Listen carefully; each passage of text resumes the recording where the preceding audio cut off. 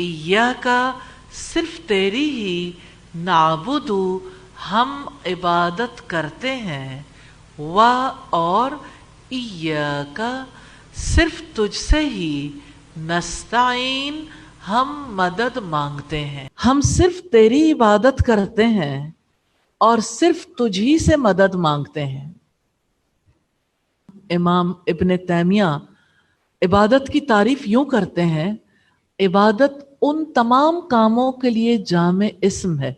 इस्म किसे कहते हैं? नाउन, यानी इबादत का लफ्ज बोला जाता है उन तमाम कामों के लिए जिन्हें अल्लाह ताला पसंद करता है और उनसे मोहब्बत करता है। और काम पता है, बात भी काम होती है, कौल, अकवाल भी काम होते हैं।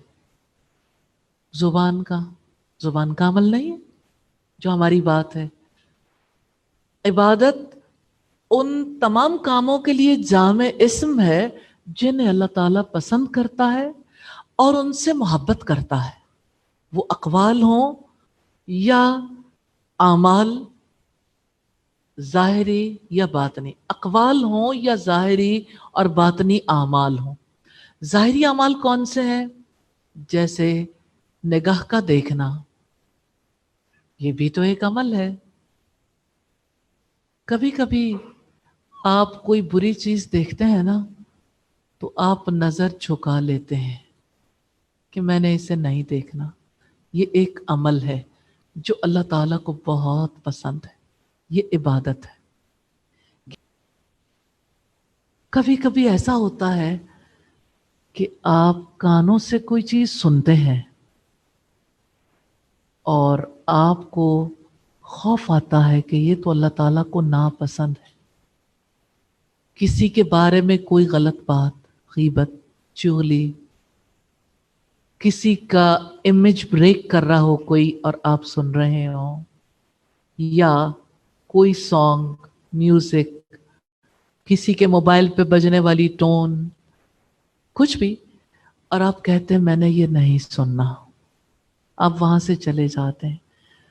तो उस वक्त आप अल्लाह ताला को बहुत पसंद आते हैं। और जैसे इस वक्त आपके कान अल्लाह ताला की बातें सुन रहे हैं, ये वो काम है जो अल्लाह ताला को बहुत पसंद है और ये इबादत है। दिल भी तो बोलता है ना, जब दिल से याद कर रहे हैं तो आप सोचे किसी को पता भी नहीं चला, आप अल्लाह ताला को याद कर रहे हैं और अल्लाह ताला आपको याद कर रहा है। हमारा ये बिलीफ है, ये इबादत है। फिर अगर आप जाहिर में कोई काम कर रहे हैं, हाथों से, पाँव से, या निगाहों से, या जुबान से, या कानों से, या किसी नौयत का कोई काम, बस शर्त एक है, अल्लाह ताला को पसंद हो, वो इबादत है। इबादत का ताल्लुक पूरी जिंदगी से है, क्योंकि हमारे रब ने फरमाया वमा खलक़तुल जिन्ना वल इंसा इल्ला लियअबुदून, मैंने जिन्नों और इंसानों को अपनी इबादत के मां सिवा किसी और चीज के लिए पैदा नहीं किया। शरीयत की इस्तिलाह में इबादत मोहब्बत, खौफ, खुशू और खुजू का मजमुआ है। क्या आप जानते हैं दिल की खास इबादत भी हैं जिनकी तादाद 12 के करीब है, 12, जिनमें से पहली इबादत इखलास है। हमारे यहाँ इखलास का मामला लफ्जों का मामला समझा जाता है। सच्ची बात यह है कि इस दीन में मतलूब ही इखलास है। जैसा कि सूरह अल-बय्यिना की आयत नंबर 5 में रब्बुल इज़्ज़त ने फरमाया वमा उमिरू इल्ला लियअबुदुल्लाह मुखलिसीन लहुद्दीन, उन्हें इसके सिवा कोई हुक्म नहीं दिया गया था कि वो दीन को अल्लाह ताला के लिए खालिस करके उसकी इबादत करें। दीन को खालिस कैसे किया जाए? क्या आप जानते हैं इखलास को एहसान भी कहते हैं।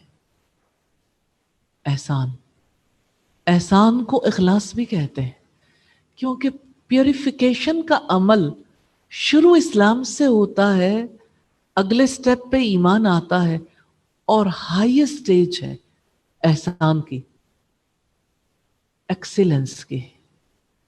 किसी भी अमल की एक्सीलेंस क्या है? कि वो प्योर हो। क्या आप नहीं जानते कि सबसे अच्छा मिल्क कौन सा होता है? जो प्योर हो, खालिस, ऑर्गेनिक। आपका अमल कैसे मिलावट से पाक हो सकता है? नियत से, नियत से। लेकिन नियत के अलावा भी करने वाला काम है। आपने प्योरली उसे अल्लाह ताला के लिए किया, खालिस कर लिया कि सिर्फ अल्लाह ताला के लिए है। फिर भी अमल की क्वालिटी को और बेहतर बनाने के लिए मोहब्बत, खुशू और खुजू जरूरी है। ये इबादत के इंग्रेडिएंट्स हैं। इसके बगैर इबादत इबादत नहीं बनती। इसी तरह अल्लाह ताला की रजा के लिए काम करते हैं। रजा दिल की इबादत है। रजाए इलाही को पेश नजर रखना सुप्रीम वैल्यू है। इसकी बुनियाद पर सारे कामों को अजर मिलता है। किसने अल्लाह की रजा की खातिर कोई काम किया? इय्याका नअबुदु, सिर्फ आपकी हम इबादत करते हैं, सिर्फ आपकी। यानी हम एक अल्लाह ताला के लिए इबादत को मखसूस करते हैं। इसमें दलील है कि अल्लाह ताला के सिवा कोई माबूद नहीं, किसी और का ये हक नहीं कि अल्लाह ताला के मां सिवा उसकी इबादत की जाए। अल्लाह ताला की उलूहियत, उसका एक होना उसकी इबादत का तकाजा करता है। और ये बात भी याद रखिएगा कि इबादत को इबादत नहीं कहा जा सकता जब तक कि रसूलुल्लाह सल्लल्लाहु अलैहि वसल्लम की मुताबियत में ना हो। क्या आप जानते हैं इस्लाम में किसी नेक अमल को अल्लाह ताला उस वक्त तक कबूल नहीं करते जब तक उसमें दो शराइत पाई ना जाए। एक ये कि वो काम अल्लाह की खुशी के लिए हो, दूसरे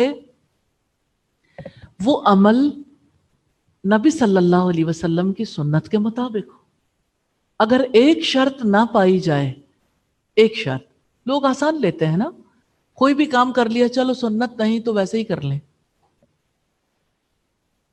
अगर अल्लाह पाक ने हुक्म दिया है और अल्लाह ताला की खुशी के लिए किया है, लेकिन नबी सल्लल्लाहु अलैहि वसल्लम की सुन्नत को पेश नजर नहीं रखा, तो वो अमल कबूल नहीं होगा। जैसे हमारी नमाजें हैं, हमें जरूर सोचना चाहिए, क्योंकि नमाज माँ से सीखी, टीचर से सीखी, बहन से सीखी, नबी सल्लल्लाहु अलैहि वसल्लम से कब सीखी?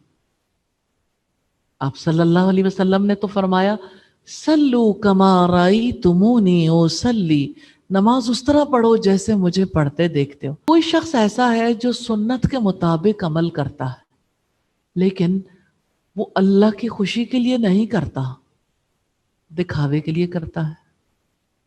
तो नबी सल्लल्लाहु अलैहि वसल्लम ने फरमाया, मन सल्ला युराई फकद अशरका, जिसने दिखावे की नमाज पढ़ी उसने यकीनन शिर्क किया। वमन सामा युराई फकद अशरका, जिसने दिखावे का रोजा रखा, रोजा तो है लेकिन अल्लाह की रजा मतलूब नहीं, आदतन रख लिया, या ये कि जगह जगह बैठ के तज़किरा किया कि मैं रोजे से हूं, हर सोमवार और जुमेरात का रोजा रखती हूँ, अय्याम बीस का भी रोजा रखती हूँ। अगर कोई सामने तज़किरा करता है तो ज़ाहिर है लोग अच्छा समझते हैं, तो अल्लाह ताला ऐसा अमल कबूल नहीं करते, क्योंकि अमल पलीद हो जाता है, नापाक। वमन तसद्दक़ युराई फ़क़द अशरका, जिसने दिखावे का सदका किया उसने यकीनन शिर्क किया। सदका किसी के दिखावे के लिए कर दिया,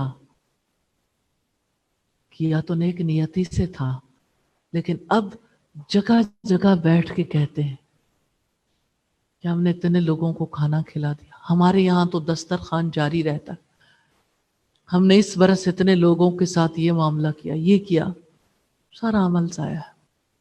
इय्याका नअबुदु, सिर्फ आपकी हम इबादत करते हैं। व इय्याका नस्तईन, اور صرف آپ سے ہم مدد چاہتے ہیں، آپ سے ہم مدد چاہتے ہیں۔ یہ استعانت کا رشتہ ہے جو بندے اور رب کے درمیان ہے۔ استعانت کا مطلب کیا ہے؟ نفع حاصل کرنے اور نقصان کو دور کرنے کے لیے اپنے رب پر اعتماد کرنا۔ اس کے مشکل الفاظ یہ ہیں: جلب منفعت اور دفع ضرر کے حصول میں پورے وثوق کے ساتھ اللہ تعالیٰ پر اعتماد اور بھروسہ کرنا ہے۔ تو استعانت میں اس کی ساری قسمیں آ جاتی ہیں، مثلاً توکل، تفویض اور تسلیم وغیرہ۔ شریعت کی اصطلاح میں استعانت کا مطلب ہر طرح کی عبادت اور ہر کام میں اللہ تعالیٰ کی توفیق اور مدد مانگنا ہے۔ دیکھیں، اللہ کی مدد کے بغیر ہم کوئی کام نہیں کر سکتے۔ اللہ سبحانہ و تعالیٰ سے مدد مانگ کر ہی ہم کوئی کام کرنے کے قابل ہو سکتے ہیں۔ تو اللہ تعالیٰ سے مدد مانگنا استعانت ہے۔ حقیقت یہ کہ نجات کا راستہ بھی یہی ہے کہ عبادت بھی صرف ایک اللہ کی جائے اور مدد بھی اسی سے مانگی جائے۔ اللہ تعالیٰ کے سوا کسی اور سے مدد مانگنا درست نہیں ہے۔ میں آپ کو ایک خوبصورت منظر میں لے جانا چاہتی ہوں۔ کیا آپ امیجن کر سکتے ہیں کہ نبی صلی اللہ علیہ وسلم ایک سواری پر بیٹھے ہوئے ہیں اور آپ کے پیچھے سیدنا عبداللہ ابن عباس رضی اللہ تعالی عنہ بیٹھے؟ ان دو سواروں میں آگے اللہ کے رسول ہیں اور پیچھے ان کے چچا زاد بھائی۔ میں ایک دن رسول اللہ کے ساتھ سواری پر پیچھے تھا، ردیف رسول۔ کتنا بڑا مقام ہے، کتنا بڑا اعزاز ہے رسول اللہ کے پیچھے بیٹھنا۔ آپ نے فرمایا، اے لڑکے، بہت پیاری حدیث ہے، اے لڑکے، بے شک میں تمہیں چند اہم باتیں بتلا رہا ہوں۔ احفظ اللہ یحفظ کا، میں تمہیں چند اہم باتیں بتلا رہا ہوں، تم اللہ تعالیٰ کے احکامات کی حفاظت کرو، وہ آپ کی حفاظت فرمائے گا۔